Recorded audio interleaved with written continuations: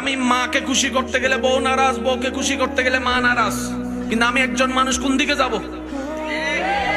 ইসলাম বলে তুমি তোমার মার কি? সন্তান। তুমি তোমার বউয়ের কি? স্বামী। শব্দগুলা খেয়াল করবেন। তুমি তোমার মার সন্তান, যার পায়ের নিচে তোমার বেহেশত। তুমি তোমার মায়ের পায়ের নিচে। তুমি তোমার বউয়ের কি? স্বামী। স্বামী মানে অভিভাবক। অভিভাবক কি নিচে না উপরে? মায়ের পায়ের নিচে তুমি,